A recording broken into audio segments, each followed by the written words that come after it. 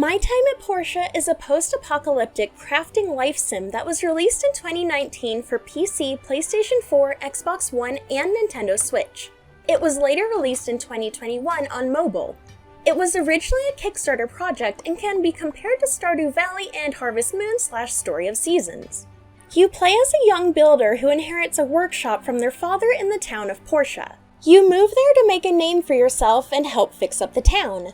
You can customize your character, editing their appearance, voice, and eventually clothing. The life sim element lets you customize pretty much everything in your life. You can decorate and upgrade your house, build new machines, grow crops, and raise animals. There is a ton to do in this game. The main focus is on building. You have your own workshop where you create things that are commissioned. These can either come from the city itself or the citizens within it, and other towns will sometimes send in a commission request as well.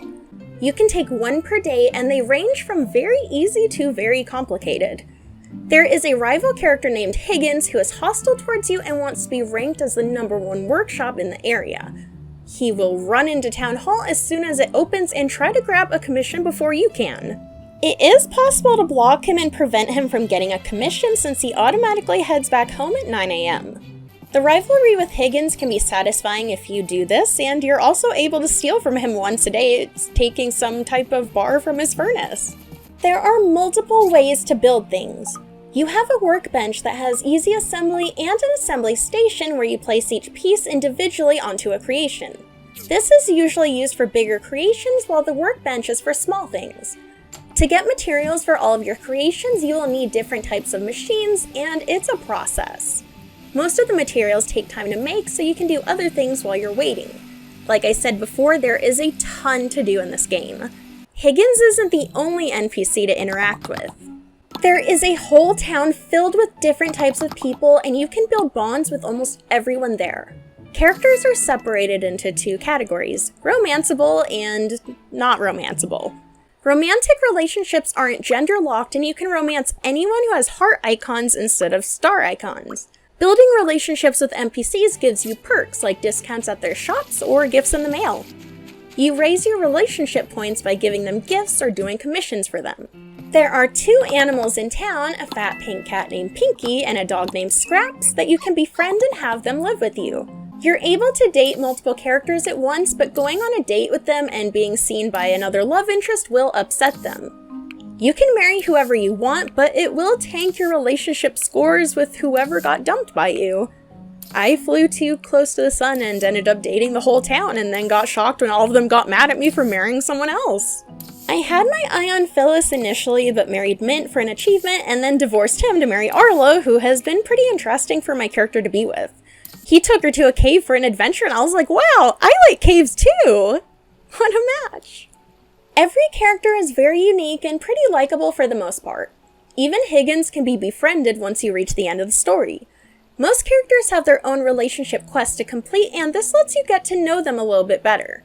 Having a good relationship with certain characters will also unlock new areas of the town to build or add on to. When you're not socializing or building, there's still more to do. You can gather materials by chopping down trees, mining, battling animal monsters, fishing, etc. There are a few abandoned ruins that you can explore to go mining for ore and looking for relics. You can find relics from the old world that are standalone, like a fan or washing machine, or relic pieces that you need to collect all of to restore at the research center. There are a lot of relics to collect, and my favorites have to be the cat-made statue and the fortune cat, because cats. You have a radar that you can upgrade as the game progresses that shows you where relics are buried, and then you dig for them. It's a lot like a scavenger hunt trying to find that one last piece that you need. There are a few other ruins that are more like dungeons, and you can explore them to battle enemies and collect resources. They have a certain number of floors that require you to defeat enemies and eventually a boss to clear the stage. The battle system is pretty simple, and I would compare it to an easy Dark Souls style. During the game, you gain experience for everything you do, and you can level up your character by using skill points. You can also equip stronger clothing and weapons, so it will get to a point where none of the enemies can pack a punch against you. Monsters are found outside of ruins as well, and defeating enough of one type will make a rare one spawn. There are colorful llamas running around by your home, and you can either kill them for materials or make a trap to catch one and turn it into a mount. There is a farming element included, growing crops and raising animals. The animals you can raise include chickens, ducks, cows, sheep, and horses. There isn't a big need to raising animals or growing crops, but it makes it easier to get certain resources if you have them on your property. Your property can be expanded and decorated however you like, with upgrades available for some of your structures. The inside and outside of your home can be customized. There aren't a ton of options for furniture and decorations compared to other games, but there are enough to make it look good. The person you get married to will eventually move in with you, and you can have up to 2 children together, so it will become a cozy family home in no time.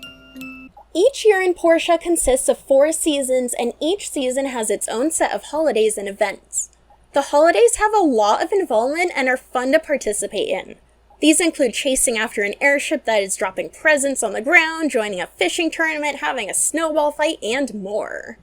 One thing that I really like about how the town works is that everything is still open during holidays and you can still interact with everyone.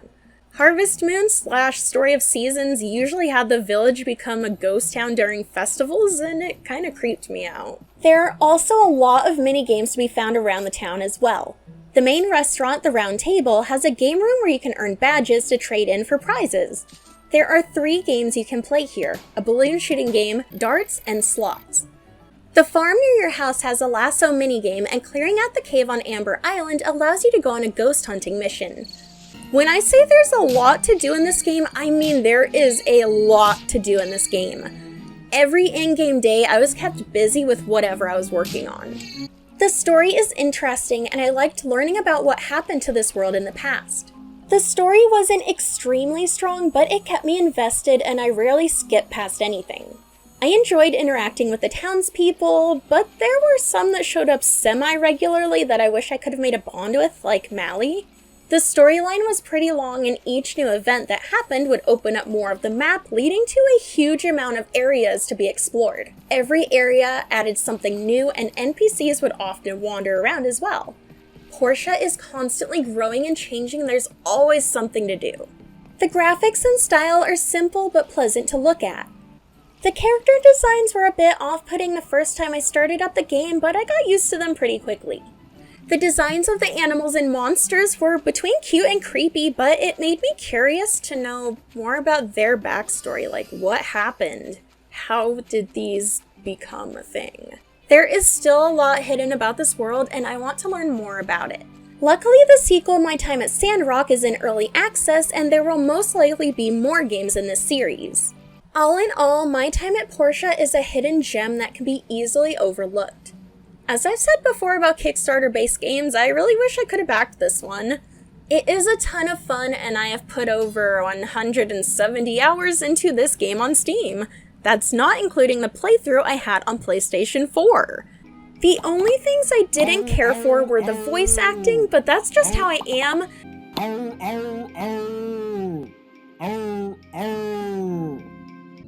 I think Gale is onto something. By upgrading Portia's infrastructure, we can really jumpstart the surrounding economies as well. And there were some localization errors. The only way to save is by going to sleep for the day, so it got kind of annoying if I had to stop playing during the middle of an in-game day. The good outweighed the bad though, and I enjoyed playing Portia a lot. I would recommend getting this on PC instead of console, since the PC version has all of the recent updates and quality of life fixes. I've talked about a lot of content in the game, but I feel like I didn't get anywhere close to mentioning everything you can do in it. I highly recommend My Time at Portia, especially if you're a fan of casual life sims. Thank you for watching the video. Leave a like if you liked it, subscribe if you want to see more content, leave a comment about which character you usually tend to romance in the game.